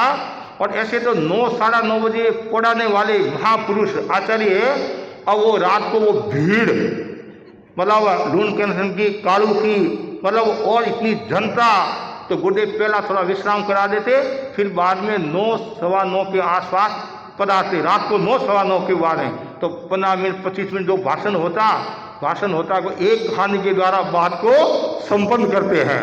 और एक कहानी में क्या, फिर 2-3 कहानियाँ फरमा देते। क्यों? इतनी जनता और वो ध्यान से सुनने वाली। तो गुरुदेव तुलसी ने चुटकी ली, उसमें गुरुदेव तुलसी डूंगरगढ़ विराजे थे। और जब उन्होंने सुना कि आचार्य महाप्रज्ञ जी भी रात को 10 बजे सोते हैं, तो फिर गुरुदेव ने फरमाया कि भाई अब आचार्य बन गए हो, आचार्य बन गए हो। फिर पहले तो 9 साढ़े 9 बजे सो जाते थे, तो उन्होंने उनकी भाषा में जो कहा, कहने मतलब क्यों, मतलब प्रवचन इतना सरस हो गया तो लोग प्रवचन सुनने के लिए तरसते थे कि और सुनाए और सुनाए और सुनाए। और जितने वो लंबाई में ऐसे लंबे भी थे तो उनके गुण भी वैसे ही थे। कहते हैं सागर जैसी गहराई, मेरू जैसी ऊंचाई।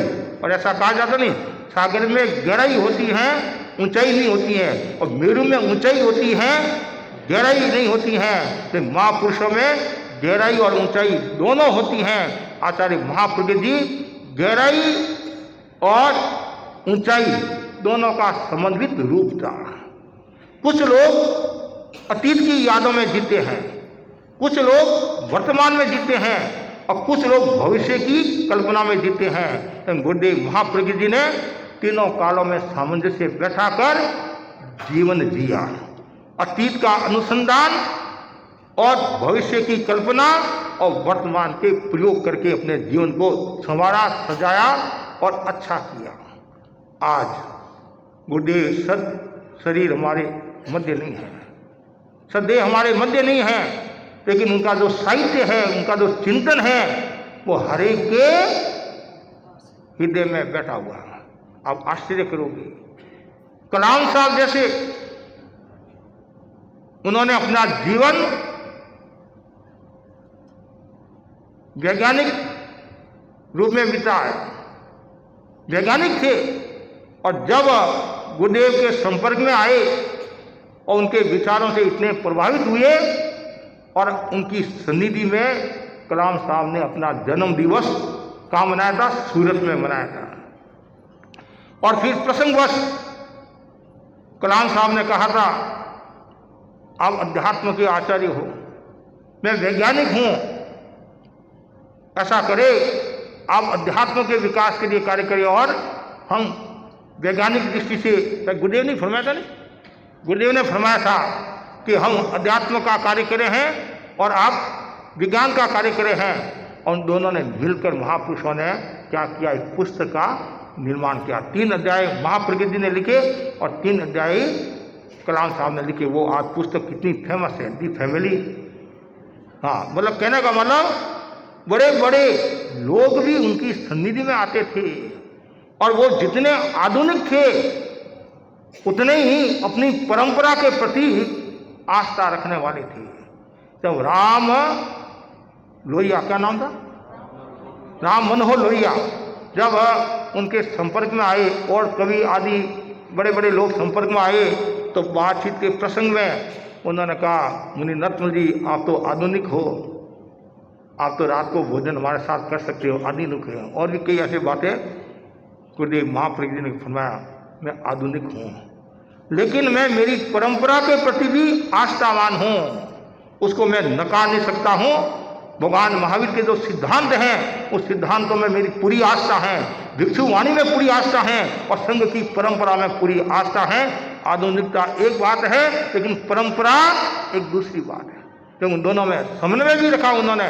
कितने कार्य किए जिनकी हम कल्पना नहीं कर सकते हैं। ऐसे महान आचार्य के गुणगान गाकर अपने आप को गौरवान्वित मैं महसूस कर रहा हूँ। और गुरुदेव तुलसी ने उनको कितना सम्मान दिया, कितना प्यार दिया, छोटे से बड़ा उनको किया। अधिकांश समय उन्होंने गुरुदेव की सन्निधि में व्यतीत किया। केवल एक चातुर्मास, दो चातुर्मास उन्होंने अलग किए। एक तो सदा से सिंगाड़ा बनाया, विक्रम संवत 2001 का चातुर्मास सर किया, और एक विक्रम संवत 2021 का चातुर्मास दिल्ली में किया। ये 2 चातुर्मास उन्होंने गुरुदेव से अलग किए, बाकी सारे चातुर्मास गुरुदेव की सन्निधि में, कालुगुणी की सन्निधि में रहे और तुलसी की सन्निधि में रहे। और कालुगुणी भी उनका बहुत ध्यान रखते थे, और तुलसी ने तो बहुत ध्यान रखा ही, शुरू से उनके साथ ही थे। और मुनि बुद्धमल जी स्वामी और मुनि नटमल जी की भी जोड़ी थी। और ऐसे तो तुलसी अनुशासन भी कड़ा करते थे। एक बार मुनि नटमल जी और बुद्धमल जी स्वामी ने कालगुणी को निवेदन भी किया कि तुलसी गणी कड़ा उपालन, मतलब ये कड़ा अनुशासन करते हैं, कड़ा अनुशासन करते हैं। तो गुरुदेव ने कहानी फरमाई और कहानी के माध्यम से उनको शिक्षा दी। और तो कुछ नहीं, कड़ाई अनुशासन करते, कोई बात नहीं। लेकिन गुरुदेव तुलसी से वो डरते भी बहुत थे। अब आपकी दिन भर बोलना सीखना हर एक के वश की बात नहीं है, थोड़ा विश्राम भी चाहिए। अब वो गुरुदेव कहते सीखो सीखो सीखो, तो वो क्या करते, जैसे गुरुदेव कोई आवश्यक काम के लिए जाते तो आज के बच्चे होशियार नहीं, उस समय भी होशियार होते। कहते हैं आज हर बेटा बाप से ज़्यादा समझदार है, आज हर बहू सास से ज़्यादा तमीज़दार है। तुम किस शताब्दी की बात करें मेरे दोस्तों, आज हर कली फूल से ज़्यादा वजनदार है। छोटा बच्चा भी अपने आप को एक्स्ट्रा ऑर्डिनरी समझता है और पिता को कहता, पिताजी ध्यान रखना जब मेरी शादी होगी मैं आपको शादी में नहीं ले जाऊंगा। कि क्यों, जब आपकी शादी हुई आप भी मेरे को लेकर नहीं गए, मैं भी आपको लेकर नहीं जाऊंगा। तो बच्चे पहले भी बड़े होशियार होते थे। ऐसे मुनि नटमल जी के बारे में बताया जाता था कि भोड़े हैं, सीधे हैं, बंगू, ये कई अलग नाम थे, लेकिन वो अपने मतलब में बहुत होशियार थे, बहुत मजबूत थे और गुरु इंगित की आराधना में भी मजबूत थे। अब क्या करते, गुरुदेव पधार जाते, मुनि तुलसी पधार जाते तो एक संत को बाहर गेट पर खड़ा कर देते और उनको समझा देते कि तुलसी आए तब हमारे को बता देना। तुलसी गए और अब वो अंदर बातें शुरू होगी। अब तुलसी आ रहे हैं, इशारा मिल गया, आ रहे हैं। धम्मो मंगल मुकिटम, धम्मो मंगल मुकिटम, धम्मो मंगल मुकिटम, धम्मो संजोगा विमुख से, संजोगा विमुख से। तो तुलसी देखते कितनी पढ़ाई करे हैं, तो बाल सुलभता समझ लीजिए, कुछ भी समझ लीजिए, तो ऐसे भी। लेकिन कुल मिलाकर उनका जो जीवन था वो अवदात था और उनका जीवन लोगों का ताप संताप को दूर करने वाला था। और वो एक दृष्टि से कहे तो आचार्य तुलसी के विचारों के भाष्यकार थे। उन्होंने जितना कार्य किया उतना थोड़ा है। आज उनकी पुण्यतिथि है, ये भी योग की बात है। हम बेंगलोर में हमारा चातुर्मासा शिविर चल रहा था और दोपहर में करीबन 2-2:30 के आसपास की बात होगी, करीबन समाचार आए गुरुदेव महाप्रज्ञ जी नहीं रहे, सब हक्के बक्के। सुबह तो उन्होंने मृत्यु पर प्रवचन किया, फिर परिवार वालों को सेवा भी कराई और फिर कहा थोड़ा सा दर्द हो रहा है तो संत आए, युवाचार्य पधारे, सब किया। लेकिन बस वो हमेशा के लिए हमारे बीच से चले गए हैं। और गुरु के गुणगान करने में कितनी आनंद की अनुभूति होती है। लेकिन मैंने पहले भी आपको कहा वो सदैव हमारे मध्य नहीं है, लेकिन सब कुछ वो छोड़ कर गए हैं और हमारे पास में सब कुछ है। अब हमारा एक नैतिक कर्तव्य है कि उनके पद चिन्हों पर चले और आचार्य महासमंद जी की सन्निधि में अपनी साधना करके आत्मा का उत्थान करे, आत्मा का उत्कर्ष करे। तो आज के दिन वो 11 से एकादशी, जब भी एकादशी का भी एक अपना मूल्य होता है। वैशाख महीने में उनका और सरदार शहर में महाप्रयाण हुआ और आज सरदार शहर में भी संभवतः बड़ा कार्यक्रम आयोजित है। तो उस महान आत्मा के प्रति ही हम मंगल कामना करते हैं। आप जहाँ कहीं भी हो और ऊपर बैठे बैठे, स्वर्ग में बैठे बैठे और आप संघ की सेवा करते रहे, मानवता की सेवा करते रहे और मतलब कुछ न कुछ निर्देश देते रहे और हम भी संघ की सेवा करते रहे। और मैं तो ये मंगल भावना भाता हूँ, मंगल कामना करता हूँ कि आप जहाँ कहीं भी हो शीघ्र कर्म क्षय करके आत्मस्वरूप को प्राप्त हो और आत्मा का उत्थान करे, आत्मा को शिखर तक पहुँचाए। इसी आशा के साथ ओम आरहम। परम श्रद्धेय गुरुदेव के चरणों में वंदन, समस्त चारित्र आत्माओं को वंदन। और इस सच्च श्यामला बंग भूमि पर अपने पावन चरणों के साथ सिंचन प्रदान कर रहे हम सभी के श्रद्धेय मुनि श्री जिनेश कुमार जी, सवर्ती मुनि श्री परमानंद जी, कुणाल मुनि जी के चरणों में वंदन। सभा के अध्यक्ष आदरणीय हनुमानमल जी दुग्गड़, मंत्री पालचंद जी और विशाल संख्या के उपस्थित धर्मनिष्ठ देवियों सज्जनों, सचमुच आज एक परंपरा का उल्लंघन तो हो रहा है और मैं इसके लिए स्वयं दोषी हूँ कि थोड़ा विलंब हो गया और मैं इसके लिए बहुत प्रायश्चित करने की स्थिति में हूँ। और निश्चित रूप से कुछ न कुछ प्रायश्चित अवश्य करूँगा कि आज मुनिश्री के प्रवचन के बाद मुझे 2-4 मिनट बोलने का निर्देश दिया गया है। आचार्य महाप्रज्ञ या उसके पहले मुनि नथमल एक ऐसा नाम है जो मुझे लगता है कि कई भ्रमों को तोड़ता है। आमतौर पर यह मान्यता रही है कि ऋषि और महर्षियों का जन्म सतयुग में ही हो सकता है, द्वापर या त्रेता युग में ही हो सकता है। इस युग में कहाँ कोई ऋषि या मुनि को जन्म लेते होंगे। मुझे लगता है कि मुनि नथमल नाम अपने आप में इतना विशाल नाम है कि इसने ऋषि और महर्षि होने के शब्द के भावना के प्रति जो हमारा एक भ्रम है उसको तोड़ा है और ये साबित किया है कि इस युग में भी ऋषि और महर्षि हो सकते हैं। टमकोर के चौरड़िया परिवार में एक शिशु का जन्म हुआ।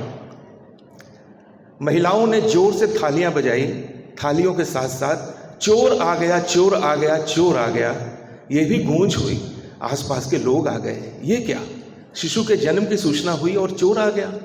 दरअसल ये परंपरा उस वक्त ये थी कि उस वक्त किसी शिशु के लंबी उम्र के लिए इस प्रकार का विधान था कि महिलाएं चोर आ गया करती थी, पूरा गांव इकट्ठा हो जाता था, तब ये बताया जाता था कि इस परिवार में एक शिशु का जन्म हुआ।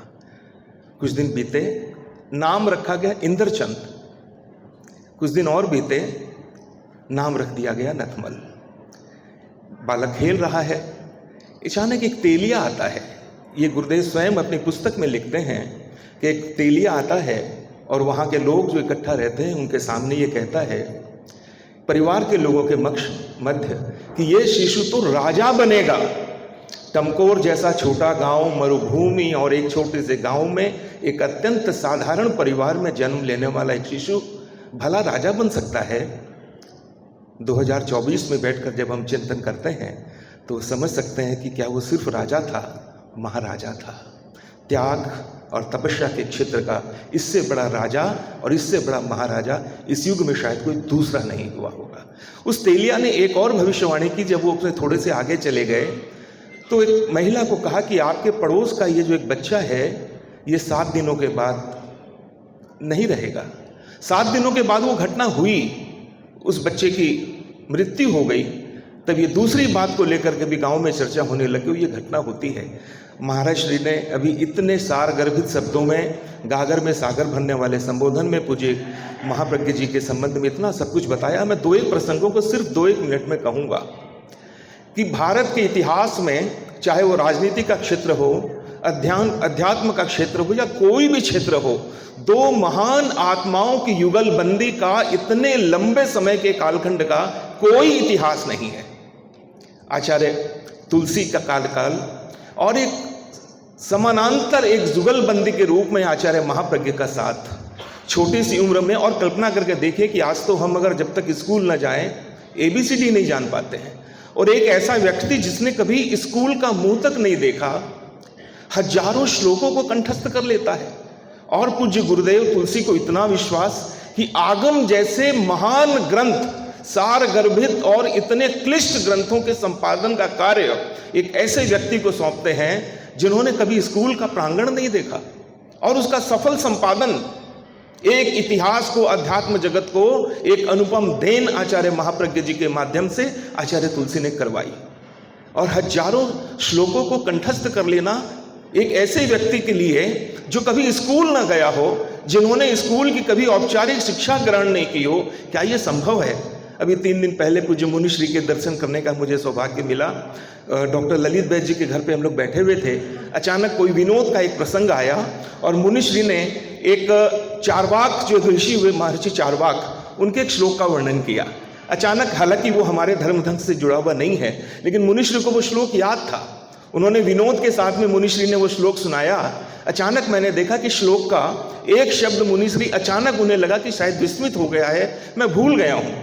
मुझे लगा मुनिश्री आगे बढ़ जाएंगे, कोई विशेष बात थी नहीं, कोई व्याख्यान प्रवचन की स्थिति थी नहीं, लेकिन मुनिश्री तो मुनिश्री माने नहीं, रुक गए वहीं पर। और जब तक वो श्लोक पूरा उन्होंने नहीं बता दिया तब तक आगे नहीं बढ़े।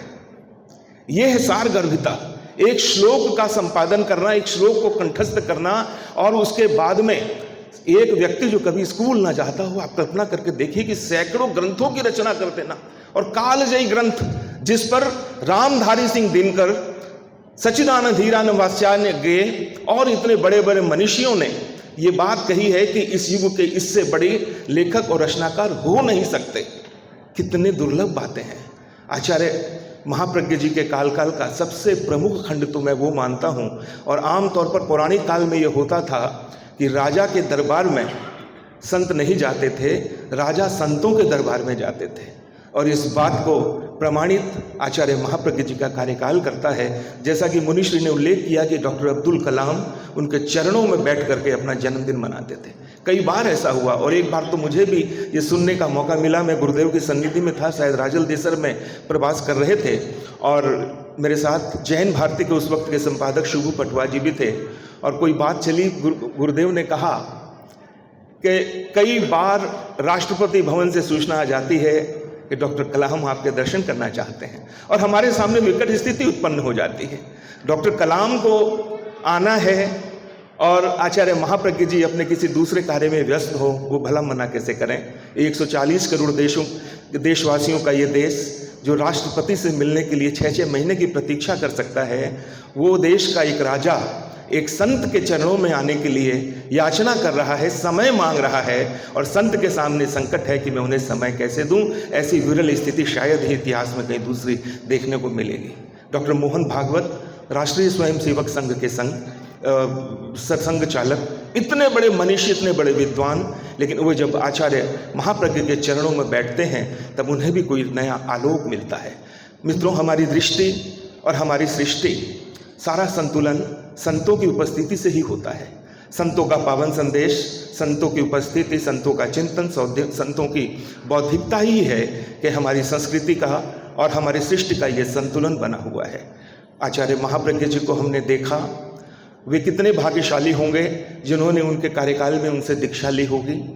वे कितने सौभाग्यशाली होंगे जो उनके सहवर्ती मुनिवृंद रहे होंगे। समण मुनि हुए, समण समणी हुए, साधवियाँ, सारे लोग, वो समाज तो है ही। और हमारे परिवारों के लोग, सांसारिक जीवन वाले लोग कितने भाग्यशाली अपने आप को मानते हैं कि हमने उन्हें देखा है। हम तो ये समझते हैं कि हमारी वो पीढ़ियाँ भी भाग्यशाली हैं जो आचार्य महाप्रज्ञ जी के इतिहास को जानेंगी। और सबसे बड़ी बात यह है कि हमारे इतिहासों में, हमारे इतिहास की किताबों में अकबर और बाबर को पढ़ाया जाता है। काश हमारी शिक्षा पद्धति थोड़ा सा चिंतन करे और ये देखे कि अकबर और बाबर को पढ़ाने से कहीं ज़रूरी प्रेक्षा ध्यान और जीवन विज्ञान पढ़ाना है। राजस्थान के पाठ्यक्रमों में इसे शामिल किया गया है, शायद कुछ और जगह भी किया गया है। अगर राष्ट्रीय शिक्षा नीति बने तो निश्चित रूप से प्रेक्षा ध्यान और जीवन विज्ञान को अगर शामिल कर लिया जाए तो मुझे लगता है कि देश में हिंसा या विद्वेष की जो स्थिति है वो निश्चित रूप से समाप्त हो जाएगी। मैं एक बार पुनः इस महामना को प्रणाम करते हुए, उनके स्मृति में कहने के लिए घंटों कहा जा सकता है, लेकिन इतने सुंदर तरीके से उन्होंने अपने जीवन को जिया। एक बार अपने एक व्याख्यान में उन्होंने जिक्र किया कि अपनी लंबे उम्र में मैंने कुछ वर्ष सांसारिक जीवन में भी बिताए और लंबा समय मेरा एक संत का, साधु का रहा, लेकिन मुझे याद नहीं आता, ये स्वयं आचार्य महाप्रज्ञ जी ने कहा कि मुझे याद नहीं आता कि मैंने अपने जीवन में कभी एक बार भी क्रोध किया। आप कल्पना करके देखें, एक व्यक्ति संसार में आता है, इस कलयुग में जीता है, ऐसे परिवेश में रहता है और एक बार भी उन्हें क्रोध करने की स्थिति नहीं आती है, वो क्या कोई साधारण मनुष्य होगा? हम सब सौभाग्यशाली हैं कि हम सब उसी धर्म संघ के अनुयायी हैं। आचार्य महाप्रज्ञ जी हमेशा कहते थे कि हमें धर्म का अनुयायी होने से कहीं ज़रूरी है कि हम अपने जीवन को धार्मिक बनाएं।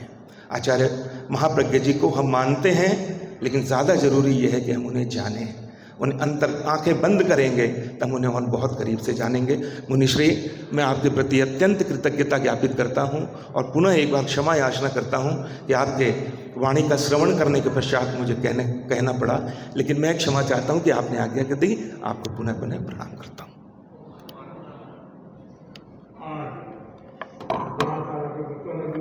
चरणों में भाव भरी वंदना। तेरापन धर्म संघ के 10वें महासूर्य श्रद्धेय महाप्रज्ञ जी आचार्य श्री जी के चरणों में भाव भरी वंदना। मुनिश्री, हम सौभाग्यशाली हैं पूर्वांचलवासी कि ये कार्यक्रम, इतना महनीय कार्यक्रम, पिछले साल भी पूर्वांचल सभा को आयोजित करने का मौका मिला और इस बार भी आपने महती कृपा कर और ये कृपा बरसाई इस कार्यक्रम की।